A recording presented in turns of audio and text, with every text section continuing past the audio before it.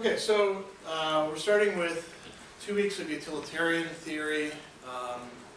This is one of the major moral theories in ethics.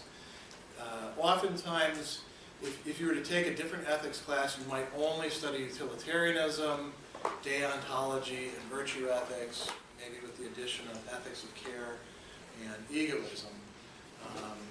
One of the reasons why utilitarianism is such an important moral theory is it captures some really basic, fundamental insights about moral evaluation, about practical reasoning, about figuring out the way that we ought to behave, what's right and what's wrong. That doesn't mean that it covers everything that it needs to, but it's one of the big heavy hitters. So we're starting off with Jeremy Bentham. And remember how 2 class sessions ago we did hedonists, we did Aristippus, and we did Epicurus. And I said this is kind of prefiguring what we're going to be doing in the next couple of weeks. Bentham in some ways is like Aristippus. He holds that the pleasures are all more or less on the same level. Aristippus, you remember, said let's favor physical pleasures over mental pleasures. Why? Because they're more intense. Bentham would agree with that probably.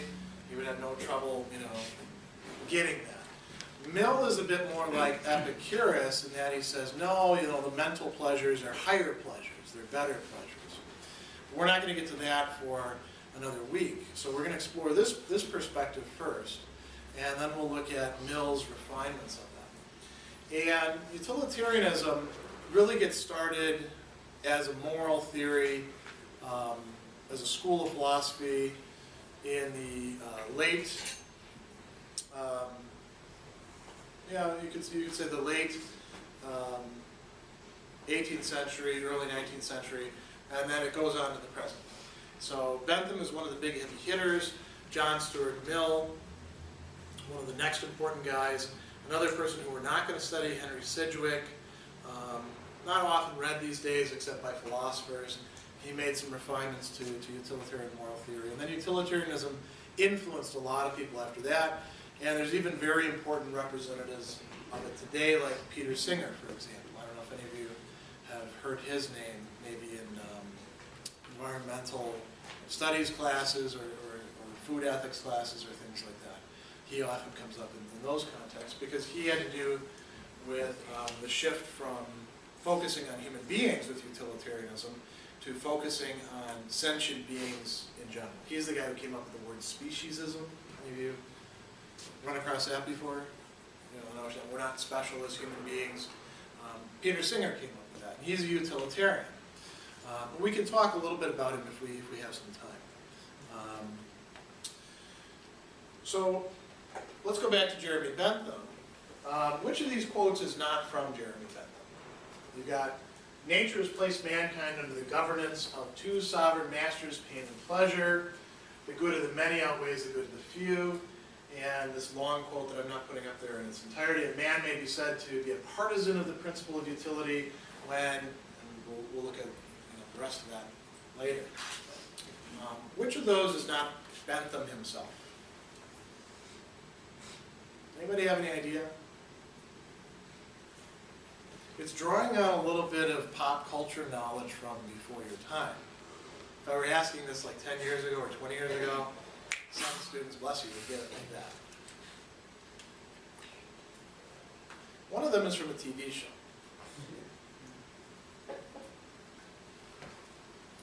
Anybody have any idea which one is from the TV show, first off? Probably first one, maybe. First one? No? That is Bentham. I know that is, but I didn't know if they The middle him. one, yeah. Okay. The good of the many, the good of the many, the good of the many, whatever that is, the good of the many outweighs the good of the few. Who said that? Anybody know? You'd have to be kind of like a fan of the show for this to come to mind. But if you were a fan of the show, you would know this quote. So I'm guessing that none of you are Trekkies, Star Trek fans. Mr. Spock said that. He said it in like every other episode in the old Star Trek, right? And says it in a lot of the movies that he's in as well. Because Spock is basically a utilitarian when it comes down to it. That's good utilitarian philosophy. The good of the many outweighs the good of the few. So if he says this when he sacrifices his own life, for example, to save the ship. You know, he has to You go. just ruined the ending for me. Say that? You just ruined the ending for me. I ruined the ending of one of the movies. I'm not going to watch it anyway, so.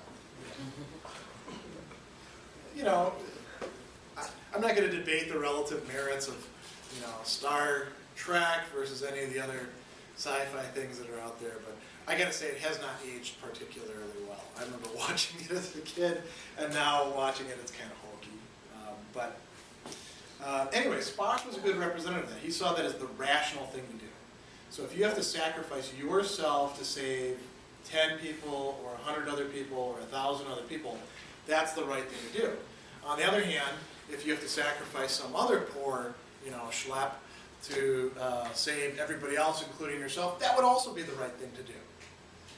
It doesn't necessarily have to be you. It just has to be minimizing the amount of casualties, or minimizing the damage, yeah. What if there are people who don't desert with more than you or something? What if they're bad people? Well, then they would probably be good ones to sacrifice from a utilitarian perspective. And next class, we're going to look at what makes a good person or bad person in terms of their motives and dispositions from a utilitarian perspective. A utilitarian would be willing to say there's some people who are worse people and who are better people. The idea of a life that's not worth living also makes sense from a utilitarian perspective too. You know, if your life is mostly just pain, then maybe that's not as valuable as a life that has more pleasure. But we'll get to that in a moment. So all three of these are pretty representative of utilitarianism. The first one, Bentham is actually saying, look, when it comes down to it, everything is about pleasure and pain. He is a hedonist. Utilitarianism is a form of hedonism. Every good that's out there ultimately reduces to pleasure, or preventing, or removing, or relieving pain in some way. Every evil that's out there is evil ultimately because it produces pain, not because somebody says that it's evil, not because the law says it's wrong, not because it offends somebody, but because it actually produces pain for somebody. Although being offended could be a kind of pain. You know, it's not as intense as other types of pain. So we're going to look at that, pain and pleasure, in a minute. We talked about that already.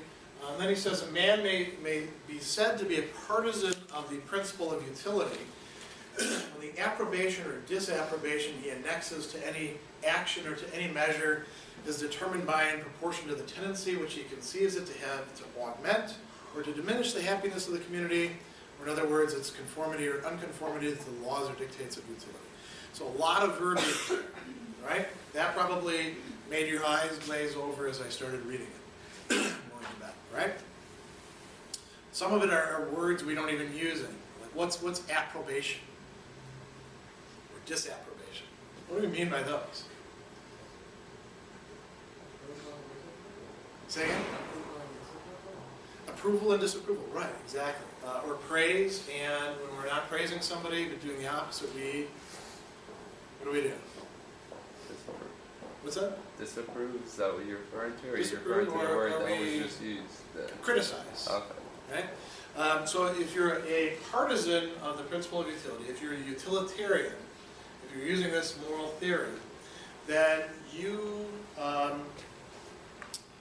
give praise or give criticism or blame. You say something is good or bad for any action or any measure based on whether it generally produces more pleasure or more pain for the people in the community. So he brings up this term utility. Right? Utility is the tendency to produce pleasure. Or, the flip side of that, same coin, opposite side, to remove pain. And I think it's often useful for us to rephrase these things in terms that we're more familiar with. We don't often talk in terms of utility, right? Unless you're economists. You're talking about utility functions or things like that. But most of us are not economists. For you, utilities are things like heat, water, sewage, trash, natural gas if you have it, electricity, cable. What does he mean by utility? Another U starting point. If something has utility, what does it have? Value. Value, yeah. One letter off, V rather than U. Use. It's useful, right? Something that has utility is useful. It's the useful kind of good. Useful in that it leads to pleasure or the removal of pain. Remember not last class, but a few classes ago, we talked in terms of the instrumental kinds of goods, and then we also talked about intrinsic kinds of goods. The only things that are intrinsic goods for a hedonist are pleasure or the lack of pain. The only things that are intrinsic evils or bads for a hedonist are pain or the removal of pleasure. Everything else is good or bad depending on what it leads to. So if it's useful for producing pleasure, then it's a good thing, right? So if somebody is funny, why do we like funny people?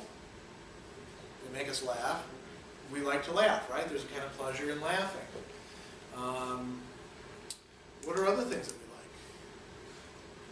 We like ice cream, right? Is anybody here who doesn't like ice cream? Probably don't all like the same flavor exactly, but why do you like ice cream? What's that? Tastes good.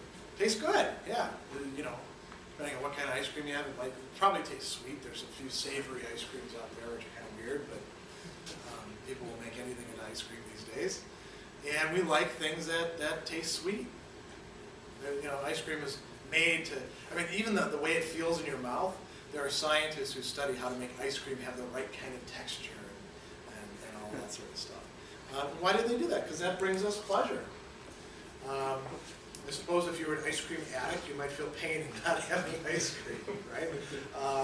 Or, you know, you've all seen the thing where the little kid is like, you know, it's a hot day, and they're licking the ice cream cone, and the ball of ice cream falls out onto the ground.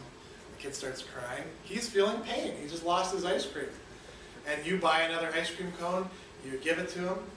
That's a good act. Why? From a utilitarian perspective, you just gave him some pleasure back. You took away some pain. It's not good because it's good to be generous or anything like that. In and of itself, being generous is good because that tends to produce pleasure. Being stingy tends to produce a lack of pleasure, right? Being generous or stingy are good or bad things, bless you. Only instrumentally. It all boils down to pleasure and pain. That's what utility means. When you're reading this throughout the readings. I was just wondering, what specific things make this different than contractarianism? I know that with that it has to do with like the social good leads to your own good, but they don't necessarily specify pleasure or pain as it's done. That's one difference right there. Social contract theory, it could be framed in terms of pleasure and pain. You could in fact be a utilitarian and hold a social contract theory. Mill seems to have something in mind like that, but it's not necessary. Social contract theory tends to say, look, once you've got agreements in place, those agreements have to stand. Otherwise, even if the agreements in general don't turn out to be pleasurable for most people, you got to have them in place to preserve social order. Whereas a utilitarian would be more willing to say, well, you know, social order is good only because it leads to pleasure to begin with. And if these agreements have outlived their time, their function, maybe you get rid of them. If you know, you can come up with a better arrangement that gives you more pleasure. So one is more apt to change than the other, basically. Social contracts versus... I suppose, yeah, you could put it that way. Really, it depends on the focus. The utilitarian is looking to calculating pain and pleasure. Okay. In deciding whether something is right or wrong. The social contractarian is either looking to how should we make the contract, or once it's made, does this fit with the contract? A good question. Okay, so going back to utility.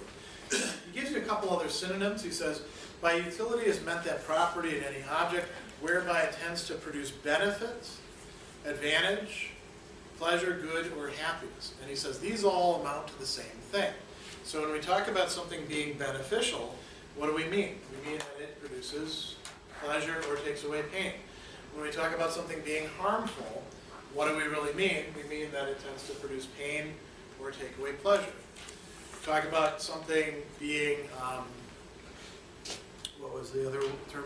Advantageous or in our interest. That means that it produces more pleasure than pain. Something is disadvantageous, not in our interests, against our interests, that produces pain rather than pleasure.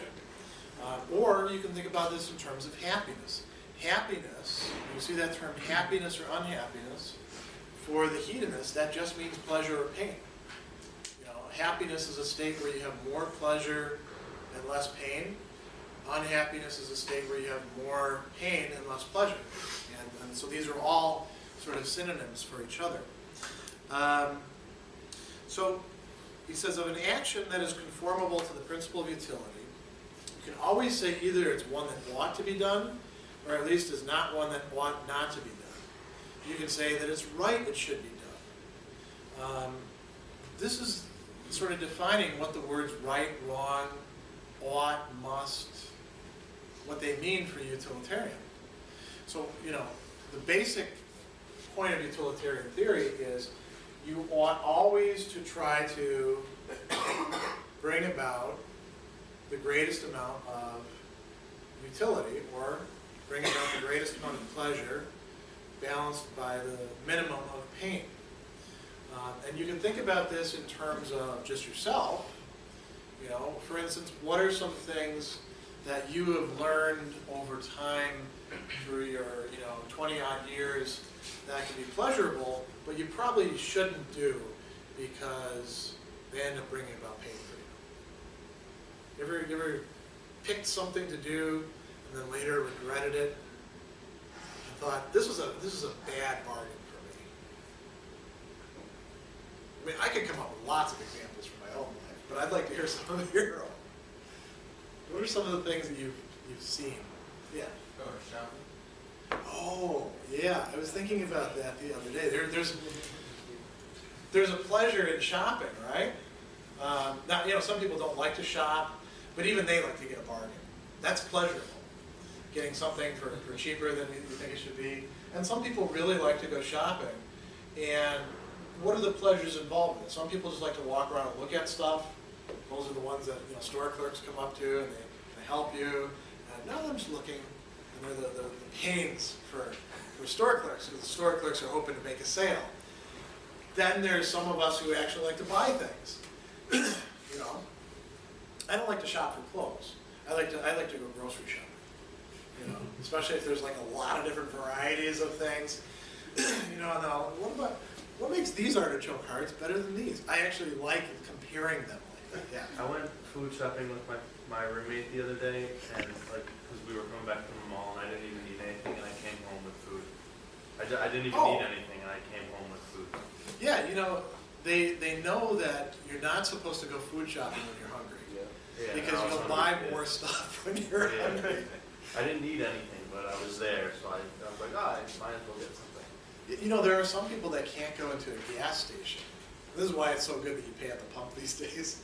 There's some people that can't go into a gas station without buying some of that knick-knacky junk that they have on the counter, like maybe a lighter or a keychain or whatever. But, I've had some family members who are like that. They have like 20 keychains. And be like, what good did that do you?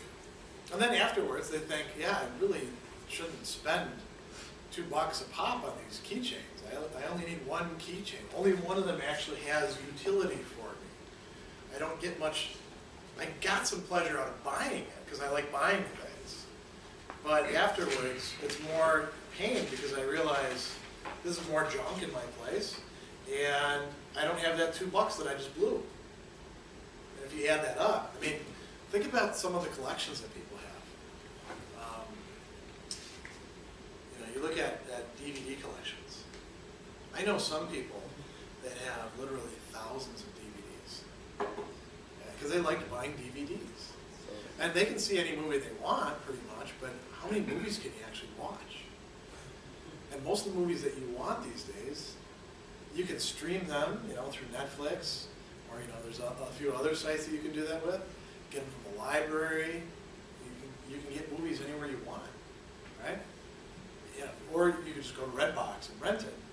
You know, instead of spending the money, $16 to $10, to buy a DVD that maybe you only watch once because it's going into this gigantic collection, it's only going to give you the same amount of pleasure each time you watch it. Maybe you should pay less for it. Redbox is pretty cheap, isn't it? I imagine probably a lot of you use that, don't you? Good. So what you do is you look at the balance of pleasures over pains. Now there's another aspect of this. You notice that when I brought up this quote, what was one of the words that I used that expands this? Community.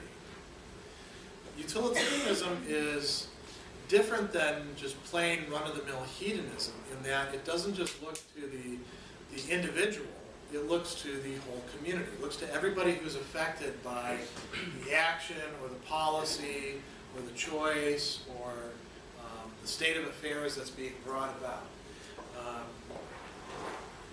So you're not just interested in your own pleasure or pain if you're a utilitarian. You're interested in everybody who's affected. And you actually have to balance everybody's pains and pleasures in a non-selfish way. You have to accord everybody the same consideration as you give yourself if you're a utilitarian. So you count as one person, they count as one person. If there's two of them and their pain is worse than your pleasure in doing something, then you don't indulge yourself in that pleasure if you're a utilitarian. Now, if you could team up against one other guy and produce some pain for him and pleasure for all three of you, and your pleasure outweighed his pain, that would be okay from a utilitarian perspective. We'll look at some of those examples in a moment. How do we figure this out then? This is one of the big problems with utilitarianism. If you want to try to calculate everybody's pains and pleasures, even if you just want to calculate your own, you have to have some way of comparing them, right? How do we compare things against each other? How do we compare goods and services against each other in ordinary life? What do we use? I'll show you. These, right? Why would you be willing to give this for one thing?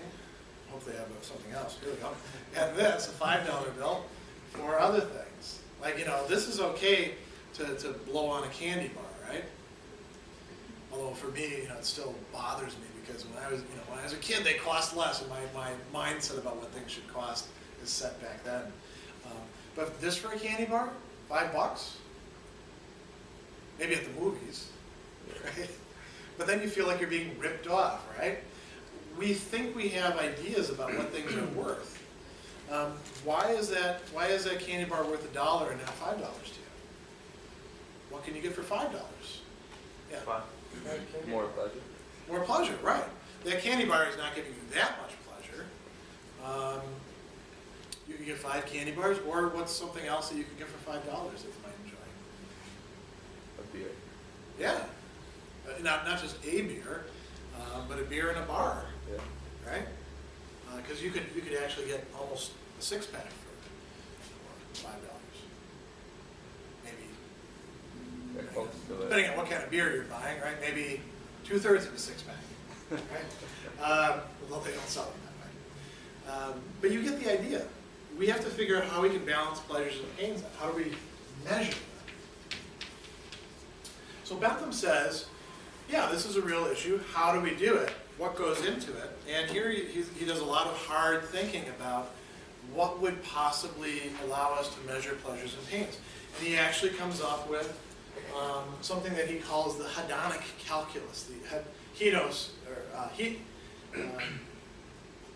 hedus is pleasurable in Greek. Hedone is pleasure. So he took a Greek word.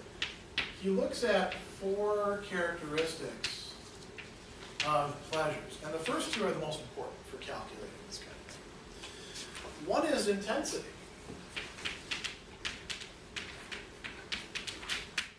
How much of a pleasure is it? And I think that you guys can relate to this a little bit easier. How many of you have ever been in a hospital? Because not because you were visiting somebody, but something happened to you. And you got hurt, and then they ask you, what about your pain? On a scale, 1 to 10, how much pain are you in? And it's kind of hard to figure out exactly what you should say, especially if you are in pain and you're distracted by being in pain. I didn't realize until I actually saw a chart that I've always been lowballing it.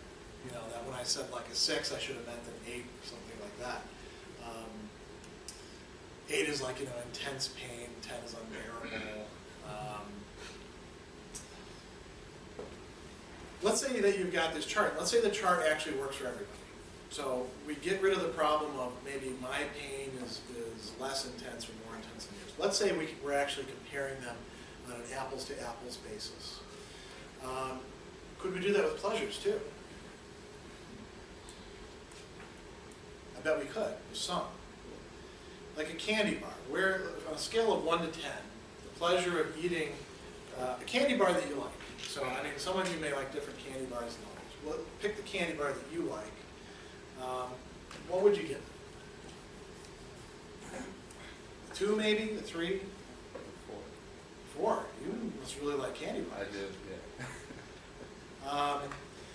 Now let's take something else, like having a really nice meal at a restaurant, having your favorite food, your favorite dish at a restaurant that you really like. A scale of 1 to 10.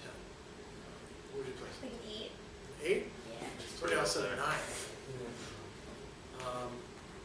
What about if I gave you the choice, okay, you can have that, or you can have free tickets to a concert for the band that you like the most.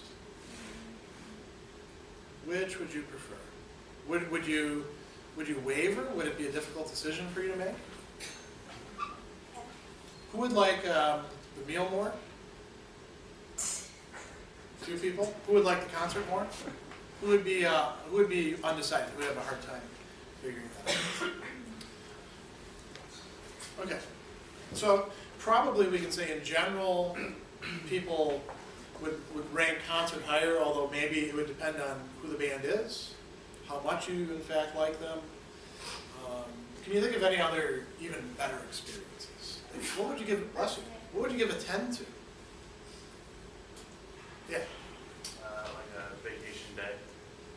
Vacation day? Did you say? Yeah, like a day during your vacation, like being away, just relaxing. Okay, I think that works. Like literally vacation, like not like a day off of work where you're just at home doing nothing, like on the beach with your family, stuff like that. Where you'd really like to be. Yeah. Okay. That's going to work in well. That's a good segue into the next one. So pleasures have intensity. They also have duration. How long do they last? Eating the candy bar is a short pleasure, right? You can always eat another candy bar, but now you're talking about another pleasure. And you could add them together. I mean, you could have just like a sitting down like you do after Halloween, just eat candy after candy after candy, I suppose. But there's a limit to how much candy you can cram into your mouth and your stomach, as you've probably realized when you were a kid, right? And you got sick on Halloween candy. Maybe some of you have done that as adults. I don't know. The meal. How long could a meal go on? Yeah, I mean, the longest I've ever seen is like 4 hours. I went to a dinner one time up at the Culinary in one of those fancy restaurants, and it was course after course after course. And a lot of that was actually like not actually eating the course. It was hearing people talk about the things, well, this cheese came from here, and this wine is this wine. I just want to eat it. And, well, there's probably an enjoyment in that, right? In the hearing about it for connoisseurs. I'm not a connoisseur, so I'm more like you. I hope it's not a long description because I'd actually like to taste the wine or eat the cheese, try the dish. And the other thing is too, portions are kind of small when you go to fancy restaurants too, aren't they? Because it's mostly presentation. The concert. How long would a concert go on for? What's that? Lifetime. I mean, memory-wise, they're going on forever. You always have the memory of being at the concert. Well, you could do the same thing for the candy bar, right? Maybe more intense pleasures, maybe richer pleasures, do stick in our memory better. That's a good point. I was going to say, it depends how much you like that candy bar. So I suppose. the concert could go on basically for like a day or two. Yeah, I suppose if you were going to something like Monsters of Rock or whatever they have for that, where it's like one big long concert with many stages, it could go on for quite a while. Typically, concert 3-4 hours, 5 maybe. It depends on who's playing. I went to the Foo Fighters a while back, and they came out and they said, most bands will play 2 hours. We're not those bands.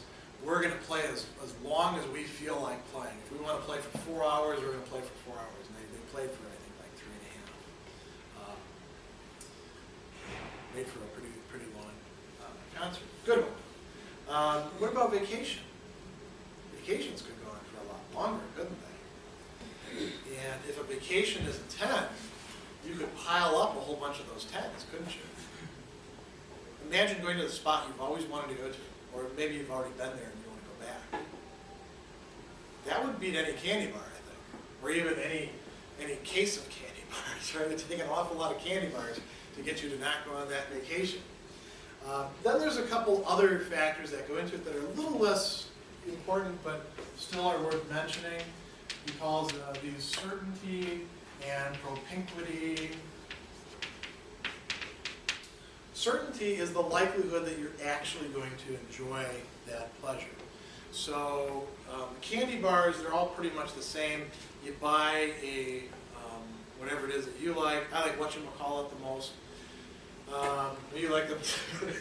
I can be relatively certain that it's going to be the same taste because they're all coming from the same factory. Unless I buy it at like the dollar store, in which case it's probably stale.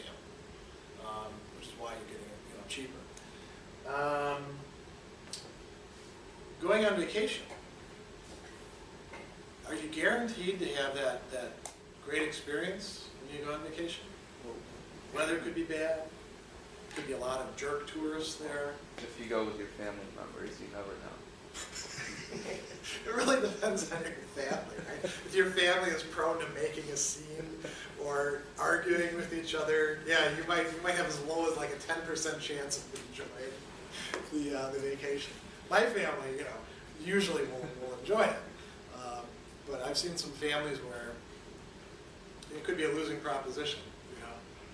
Propinquity is how close is it?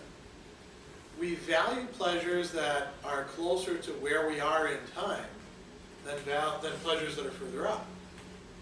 It makes perfect sense. If I offer you a candy bar today or a candy bar 2 weeks from now, which would you rather have? How about have the candy bar today, right? Why?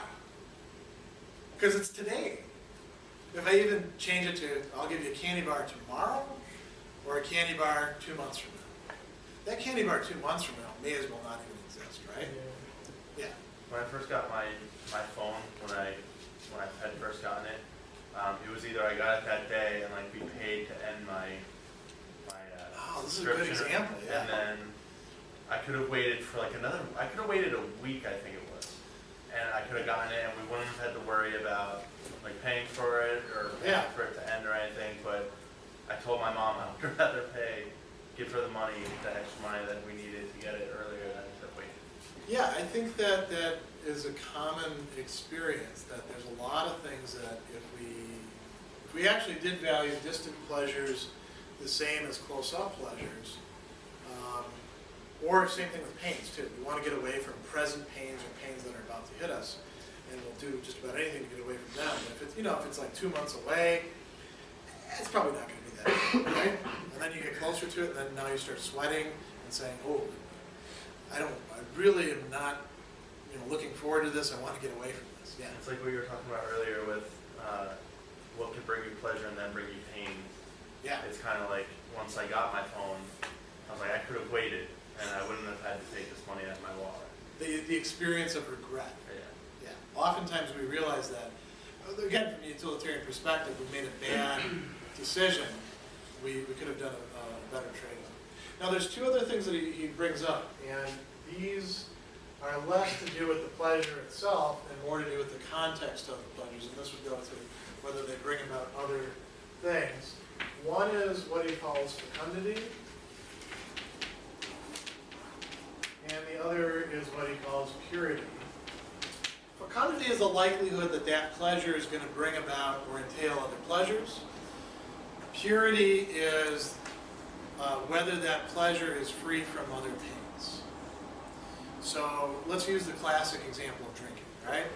You decide to take up your friend's invitation and go out and have some beers, and you know that your friends are drinkers, so when they say have a beer or two, they mean you're going out for the night.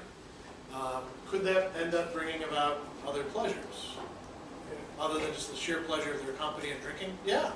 Maybe you meet somebody that you like at the bar. Start up a romantic relationship with them. That would be an additional pleasure, right? Is it an unmixed pleasure? Remember, you're going out drinking with people who you know like to drink a lot. What's likely to happen the next day? Yeah.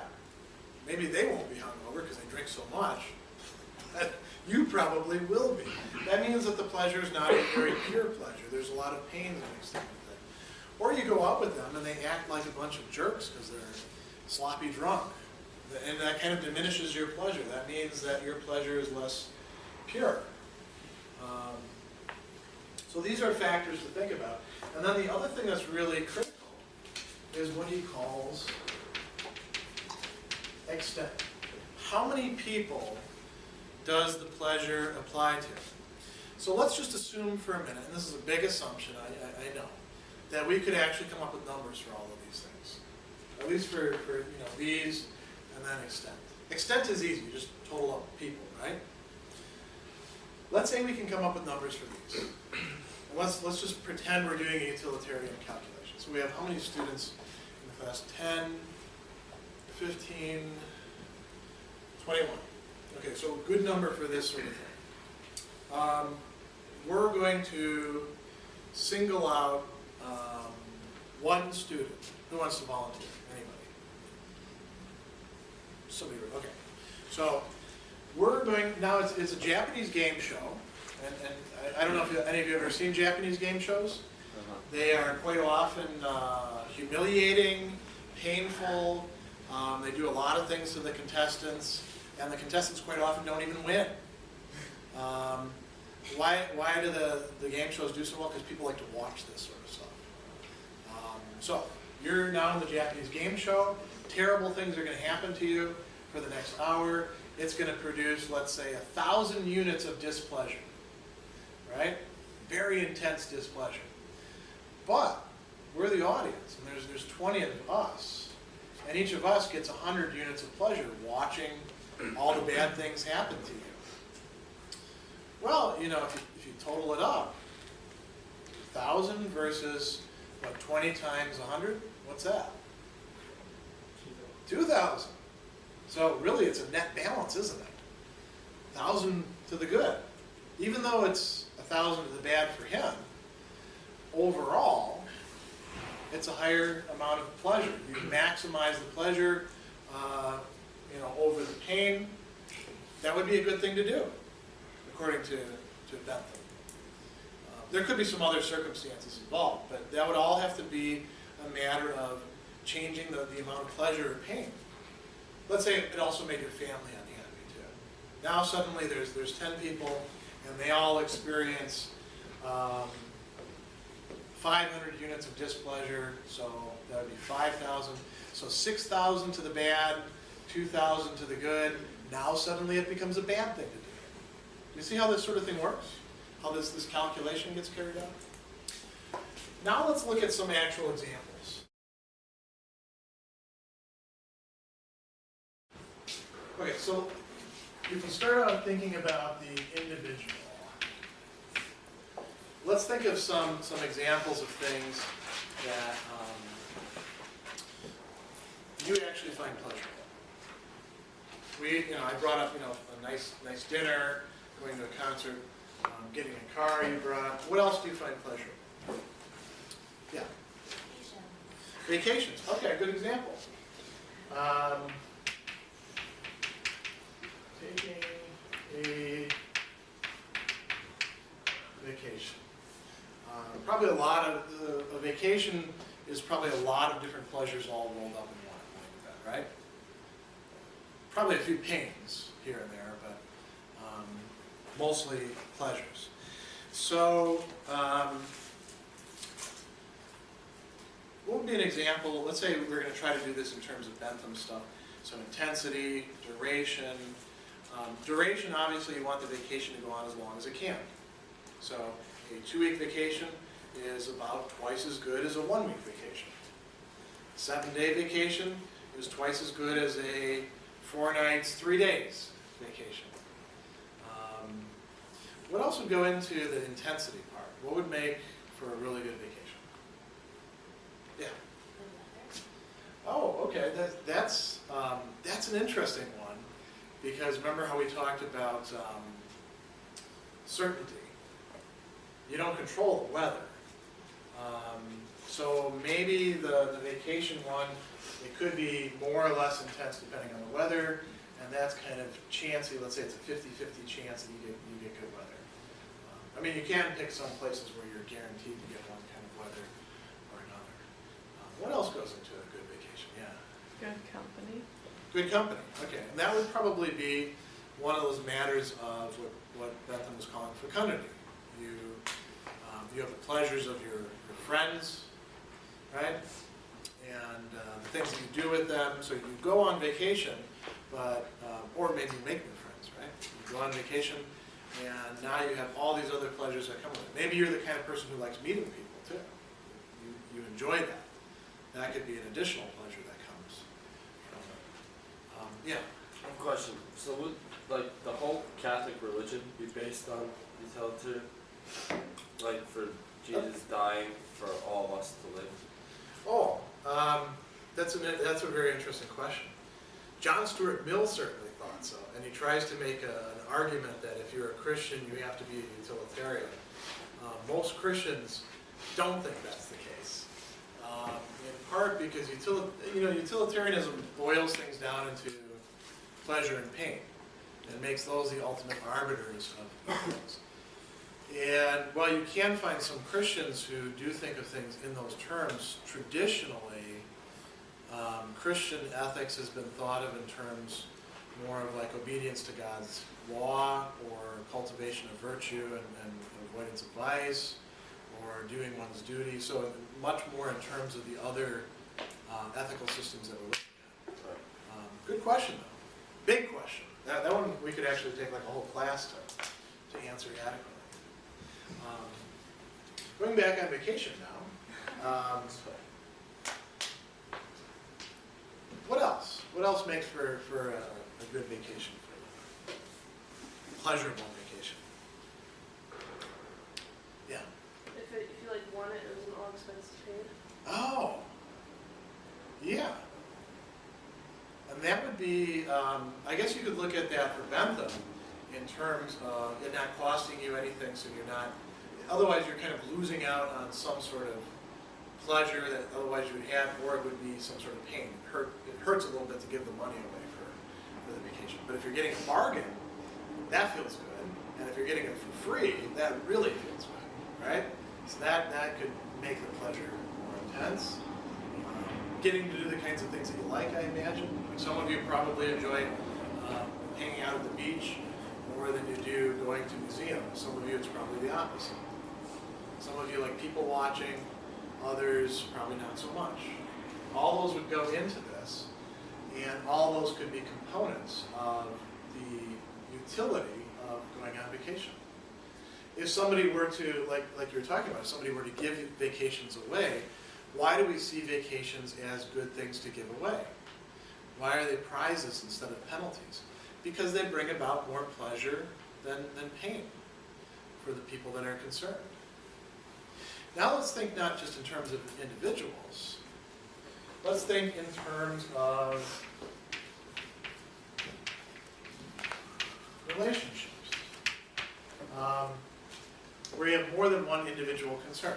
Because remember, the utilitarian is not just interested in how it affects you personally, but how it affects everybody who's concerned. So one of the great examples that I came up with, not myself, but it actually came out of somebody's book that I'm reading. He was talking about this as an ethical issue. Think about breakups. When you have a romantic relationship, people are dating. Why do breakups occur?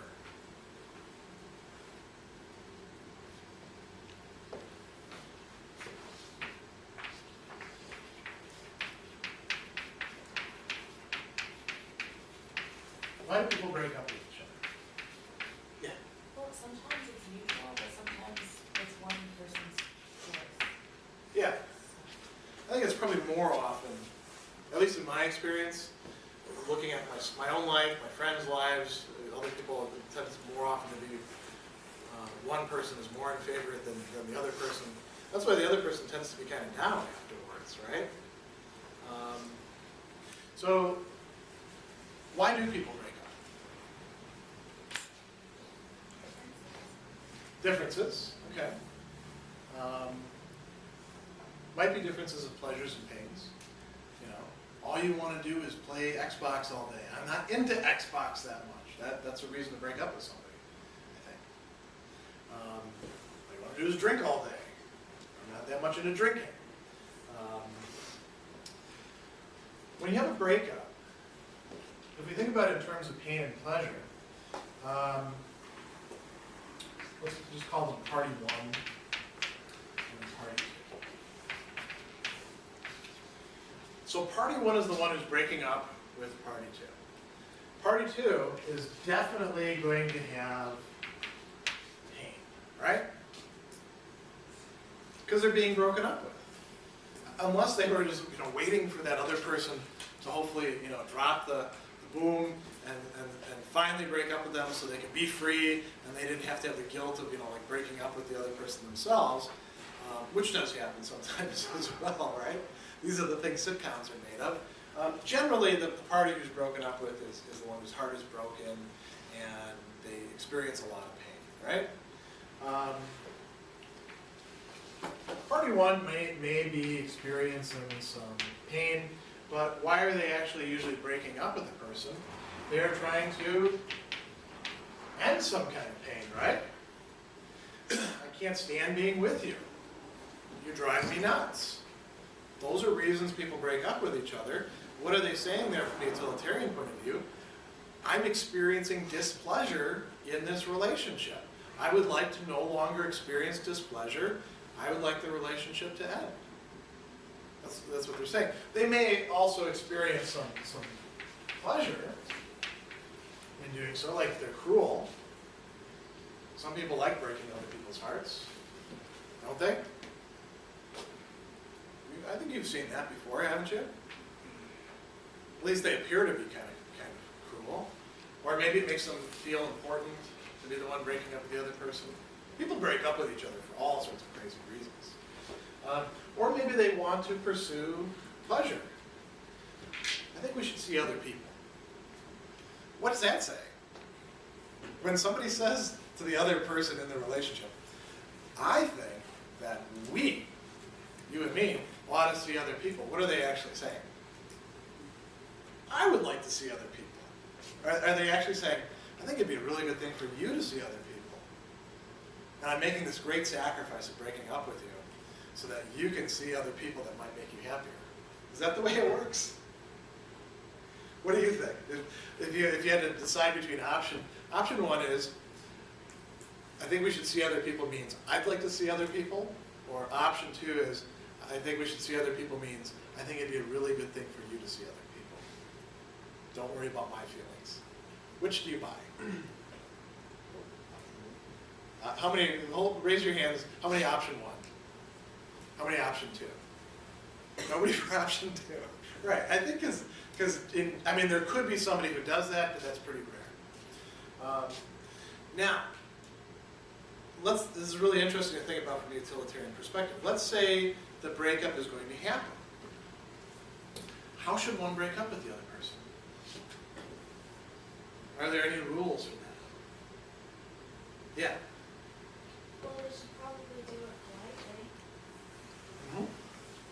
like, without insulting them or trying to, like explicitly trying to make it feel like it was their fault. Like, I think you're right. If we're looking at this from a utilitarian perspective, one ought to try to minimize the inevitable pain that's going to come about for the person who's going to be hurt.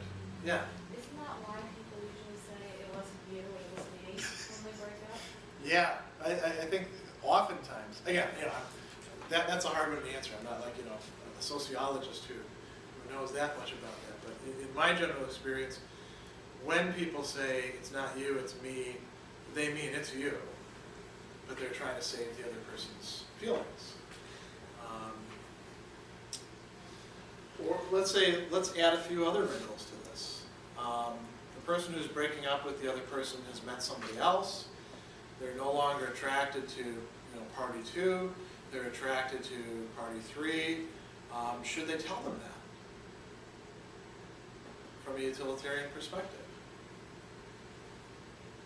That would really depend, wouldn't it? Let's say we're in a huge city like New York City, and when people break up with each other, unless they choose to seek each other out or they hang out in the same places, they're probably never going to see each other. Should party 1 in the breakup tell party 2 that they found somebody new that is the object of their affections? See some heads shaking. Why not? What's that likely to do? nobody would get pleasure out of that unless you want to hurt the other person, I guess. Yeah, you might, if you're cruel, or you want to get back at the other person or something like that, maybe you say that. And the reason you do that is because that will give them more pain, won't it? And from a utilitarian perspective, you want to minimize the amount of pain, maximize the amount of pleasure in the relationship. Now, what if it's a small town? Do you think that changes anything? I see some heads nodding. Why? Person around, and then you see the other person that hurts more. Yeah, I mean, if you, let's say that somebody used that, it's not you, it's me excuse, but it's really because they wanted to date somebody else. And it's a small town, and now, you run into them at the restaurant, the bar, the county fair, whatever it happens to be, and you see them with this other person, your party too, and you say, hey, wait a second. I thought you wanted some space to be alone or something like that. Now you're dating this other person that you were spending a lot of time with before. Then you're more hurt, right? I mean, if this hasn't happened to you, think about sitcoms and romantic comedies and things like that. You see. That's a great example of a kind of situation in which it's not so much a matter of trying to maximize pleasure, it's more a matter of trying to minimize pain, isn't it? Now let's look at some sort of bigger picture issues, and we will do more of this in the weeks to come. Let's say we're thinking about communities now. And we're thinking about the sort of big moral issues that people want to talk about when we, talk about ethics classes, all those sorts of things. Let's take, we have a whole bunch of different possibilities that we can use. Let's talk about distributing resources or goods. How many people live in the world today? I mean, it's a round number, right? I'm not looking for any exact statistics. How many billions? 7. 7 billion. Not too long ago, it was 6 billion. I remember when it crossed that line. So there's 7 billion people in the world. And of those 7 billion, how many of them live the kind of lives that we live? Not too many, right? How many of them are what we would classify as poor if we use our own standards of who counts as poor? Where poor people have, you know, on average 2 televisions and air conditioning and things like that. How many people fall below that, you think, in the world? Most of them? Yeah, that's probably a good guess. You can break this down. This is doing very, very rough work. There's about, let's say, 1 billion who are doing pretty good. They're in what we call the developed world, you know, United States, Europe, Japan, other, you know, Australia, other parts of the world. The standard of living is pretty high in those areas. Singapore, I think, would count in there as well. They do have some people who are poor, but most people in those areas live pretty good lives, on average, compared to everybody else. There's about another 1 billion who are just in horrendous circumstances. Anywhere from living in refugee camps to living in war zones, chronic states of insecurity, poverty that goes back generations after generation after generation, lack of access to clean water, going without food a lot of the time. And so we'll say that these are very bad.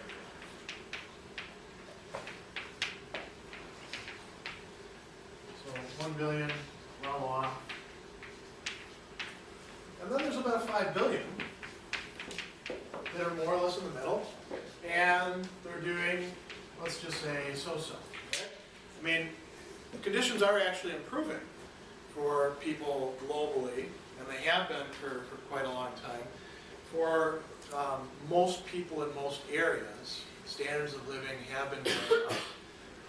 The middle class has been developing in countries that didn't previously have that sort of thing going on. Wealth is being generated, you know, infrastructure is being generated. People's standards of living are improving. They're not great, but you know, they're not horrendous. In the past, there was more in the horrendous area and much less over here. Is this a fair distribution from a utilitarian perspective? You think yes? Why? Because you don't have more pain than pleasure. Well, let's think about that. Do the people who are living well-off lives, do they seem particularly happy?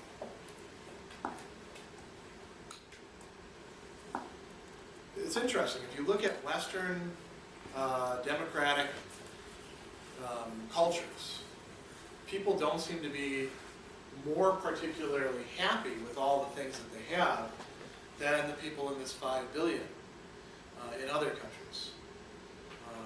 And we could talk about why that's so. There's this whole literature out there called happiness literature that tries to quantify and measure this sort of thing. And a lot of it's looking at it from a fairly utilitarian perspective. These people clearly have got it terrible, and they experience an awful lot of pain. Is their pain offset by the, you know, massive increase in pleasure over here? Unless there is, you know, a very high amount of pleasure over here, that's probably going to outweigh it, isn't it? How could we change this? Let's just think about food, for example. over here, what's the big problem? Obesity. People in the third world are often amazed that people, not just in America, but in Europe, in Japan, in all these other developed countries, can have to have a problem with obesity. What's the problem over here? It's scarcity, it's hunger. Is there actually enough food to feed everybody in the world? Yeah, at any given time, there's always enough food. So what if you could redistribute things? What if you could change the food distribution patterns so that, let's say for example, instead of doing a lot of the military operations that we do, let's say we gave some of our troops who are very well trained to UN peacekeeping forces and use them to go into these countries where, I mean, if you send food over there, sometimes it gets stolen, warlords take it, sell it. Let's say we actually used military force to make that happen, to make sure that people would actually get fed, and change that. Would that be a good thing to do from a utilitarian perspective? Would that be the right thing to do? Yeah. Because you would be increasing the total amount of pleasure and decreasing the total amount of pain. That would be the right thing to do from a utilitarian perspective.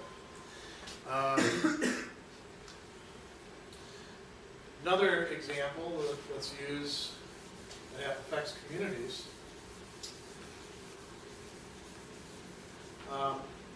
One issue that often comes up in ethics classes is pornography.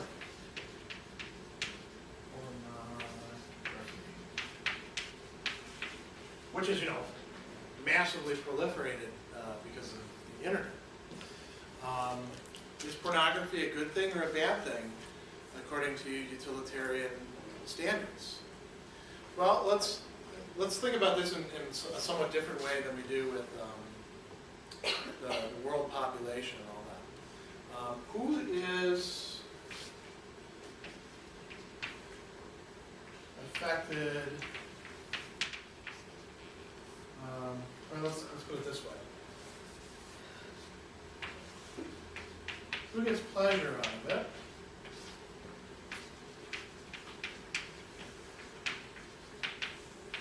And does anybody feel pain? Is anybody negatively affected by it? I mean, why do people buy pornography or engage in pornography in the first place?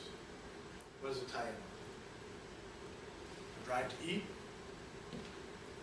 What does it have to do with? Our sexual drive, right? So why are people looking at it? Sex is one of the things that we enjoy. Somebody's getting pleasure out of pornography, or there wouldn't be pornography, right? Pornography actually goes all the way back to ancient Greece and Egypt. There are pornographic or erotic artworks back in those times.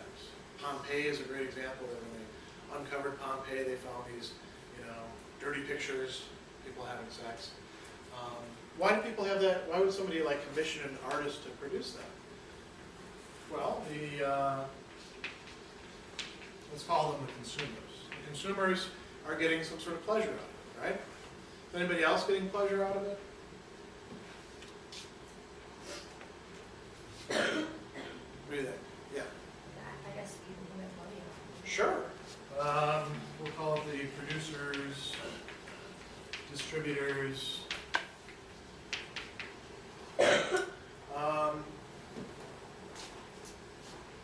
Tough lifestyle from accounts that I've read, though. High burnout rate, which might tell you something, all right? One of the things that's really interesting, too, is you have these porn directors that they would ask these difficult questions to in interviews, like, would you let your daughter star in a movie? And they're always like, no, they're always like, yeah, freedom of expression, this is a great thing, we're liberating sexuality. And then you ask, well, how about your own daughter? I don't think so. I don't think that would be a good thing. Then you ask them, well, why not? What's the difference? Or maybe this is where we should get to who is negatively affected. Who's negatively affected by porn? Anybody? Yeah. Families of the stars. Okay. Stars, let's just say stars and, yeah, we'll say family, because it's going to be more often who they're connected with.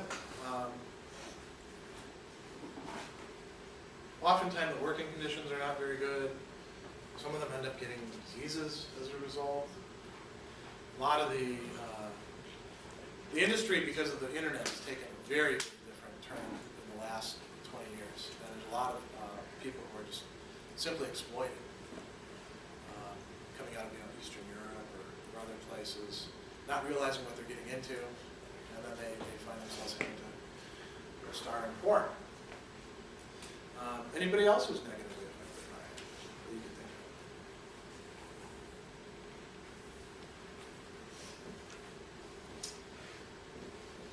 of? One of the arguments that was made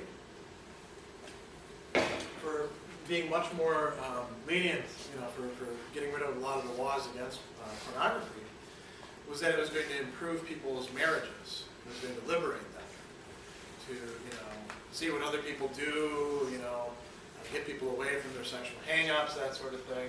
So that would seem to put it in the pleasure side, right? What do social scientists tell us about the effects of pornography? Is it good for marriages in general? Is it bad for marriages in general? You might just be able to use common sense. What do you think? I see a few people saying bad, yeah. Yeah, I mean, there could be some good consequences coming out of it, but in general, it tends to, there's a lot of writing being done about this right now. It's bad for marriages, relationships. It tends to produce a culture in which, men are sometimes objectified through porn, but it's mostly women who are objectified through porn, right? And certain standards are put out there as what a woman ought to be like, or how relationships ought to be going. And those tend not to be very healthy standards. Those tend not to be, they seem like they're liberating in one sense, but they often, this is what people say, often end up becoming much more constricting, much more restrictive. They close options rather than open them, and they produce pain for people. So if you are a utilitarian, you would actually have to look at whose pain and pleasure balances out.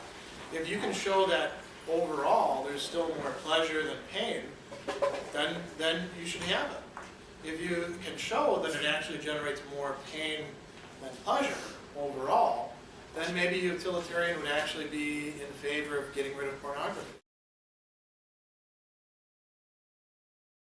Let's start with, you can look at the individual. What should I do? Thinking about my own pleasure and pain. I'm going to actually skip over that just to save a little bit of time. I talked about this a little bit in the other class. So that I can focus on another level. There's your pleasure and pain. Let's say you're in a relationship with somebody. It could be a friendship, it could be a romantic relationship, it could be a business partnership.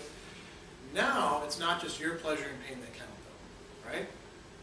Now there's at least one other person. Today's Valentine's Day. Let's say we frame it in terms of doing or not doing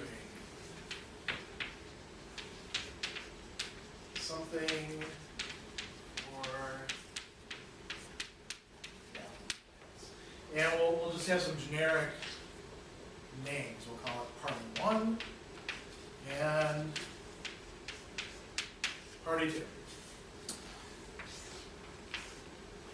So the question is, should you follow the time-honored custom of doing something for the person who you're involved with on Valentine's Day, or the person you'd like to be involved with, and maybe somebody who you were involved with, or you can pick all sorts of permutations, right? Well, let's think about this. Are there multiple things you could do? What are some of the things you could do for Valentine's Day? let's say you were really cheap. What might you do for Valentine's Day? You make something homemade. Say again? You make something homemade. Okay, so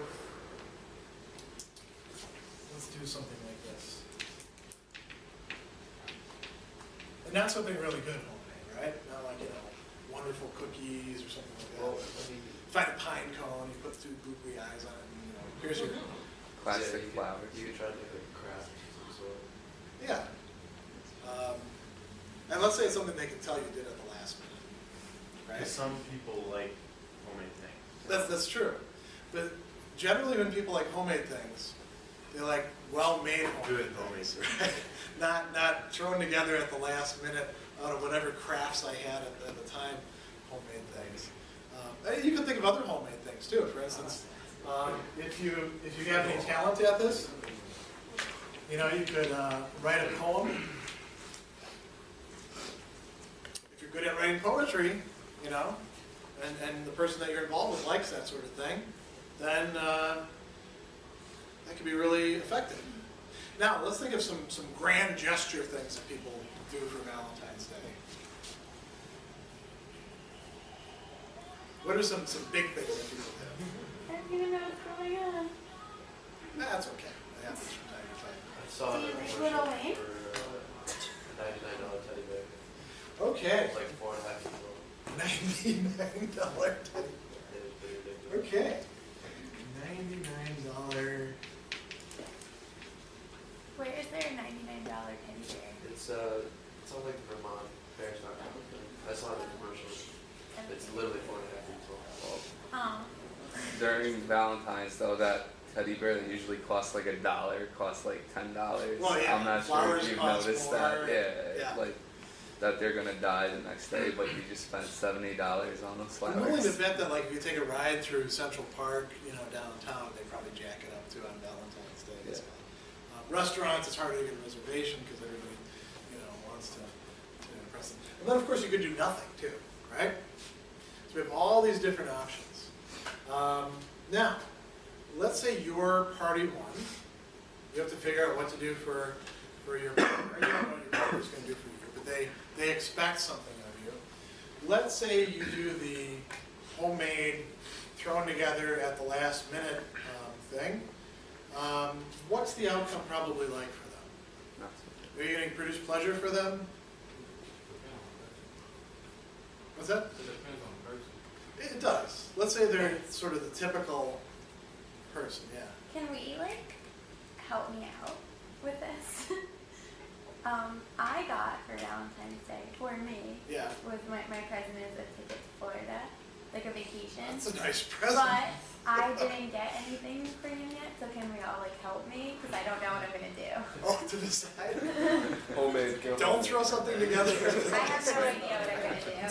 I'm really bad at Wait, this. so they got you a ticket to He Florida? got me a ticket to, we're going to the Keys, the Okay. Florida Keys. That's a big one. That would be, Yeah. that would be Nine, some nine. grand gesture. No, it gets worse. It gets really, really bad. And That then, teddy bear is being used to and then we're going to dinner. I don't know where we're going. And then he says he has another surprise for me. Oh. Okay, well, let's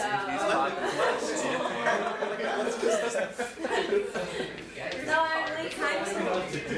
I'm kind of screwed, to say the least. Well, let's I don't want let's it to look be at your sad. options. And he's like, oh, it's for you. It's like a girl day. It's for you. And I'm like, yeah, right. You don't think that. You're going to hate me. Well, one option would be just, take him at his word and don't do anything. Yeah, right. I'm not. And we'll use this as an example. You're not going to do that. The other possibility would be to find some sort of other grand gesture to do. Although it's pretty tough to do on short notice, right? I would suggest do a dedication on a radio station. Oh. And I know, one of my favorite Valentine's Day presents I got when I was a kid. It was actually an album. One of the bands that I really liked. What were you going to say? I was gonna say, don't try to rush something right away because he's taking you over spring break. You got a while, That's true. The candy bar that's coming in 2 months. So Yeah, so you can look around for deals, things that that he likes. Maybe things that you So can let's do while you're assume there. that so the two options, we'll keep it really simple here. Do nothing, really thoughtful gift, right? So you do nothing. Now, doing nothing, that's no pain for you, right? Well, maybe not right. Probably take somebody else after that. Yeah, You but think? If you don't do anything. as a matter of fact, doing nothing means you don't have to think about it, That's very true. right? She might not get anything next Valentine's. Exactly. But I that's have to that's invest far in off, things. right? So we're talking Remember about the immediate propinquity plans. issue? Okay, how is that going to turn out for party two? Maybe not. How are they going to feel? I don't know. I don't know. Well, let's say it's the typical person, Right? It's like you would be You'd be pissed. Yeah, disappointed. There would be some sort of Pain. there would be some sort of pain involved, right? Right. Disappointment. Who knows? What else? Maybe he's trying to hint that you're supposed to do something, and you didn't take up the hint, or I mean, relationships are full of this sort of thing, aren't they? Now, let's say you make some sort of grand gesture. Well, you can certainly yourself derive some pleasure in doing that, right? It's going to make you feel good. As a matter of fact, if you don't do anything, you're probably going to feel a little guilty, right? So there's pleasure and pain mixed. There's probably some pain, or at least lack of pleasure, in that you've got to devote some time and maybe some money to it. But on the overall, it's probably going to be pleasure. And how do people feel when they do something really nice for somebody and the other person reciprocates? Do they feel pain at that? If they do, there's something really wrong with them, right? They generally feel pleasure. And we're not going to try to assign units or anything like that with this. We're going to keep it really simple. So what would Jeremy Bentham say for Valentine's Day? Yeah, try to find something something good to do. And if any of you have any good suggestions, we'll wait until like after class. But I think Jeremy Bentham would also say it'd be a good thing for you to give them to your fellow classmate. That would be giving her pleasure, right? And it doesn't cost you anything. So let's look at one other example now. So we have relationships. We can also talk about the wider community. People who are affected by something. And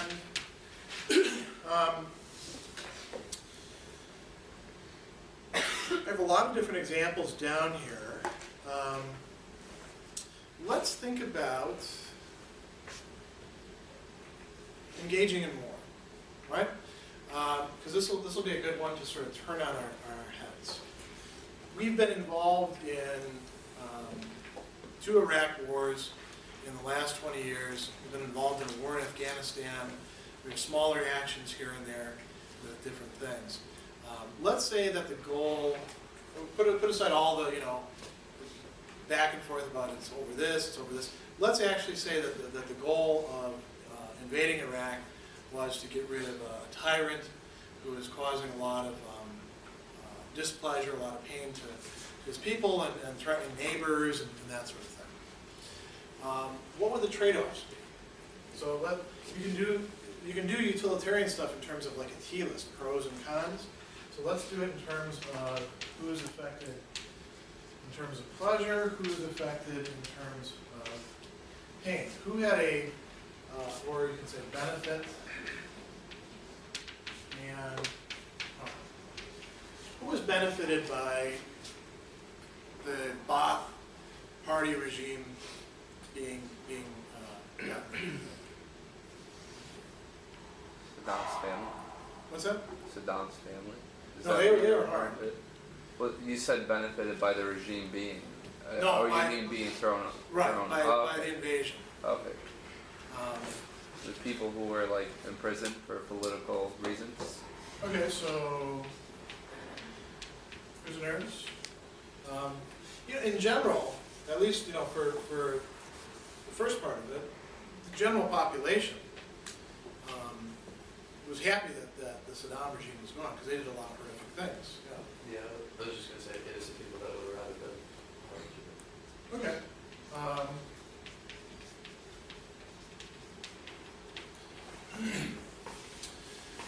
Now, who wasn't happy about it?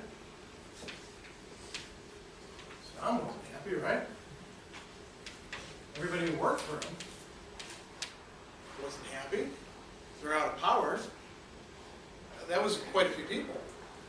Some of them actually managed to get jobs later on in the occupation department, but most of them did a pretty decent job of debathification. What else was in the minus column? We had to spend some money and some blood on it, right? So we have our troops, and we had to take money away from other things.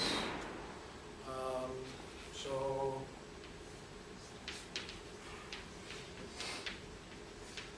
Americans who would have otherwise had that money going to, say, social programs or things like that, being pumped into non-war sector parts of the economy. Now, if you could show that this amount of harm or pain was less than this amount of benefit or removal of pain or even pleasure, a lot of people were really happy that Saddam was gone because he was a brutal tyrant.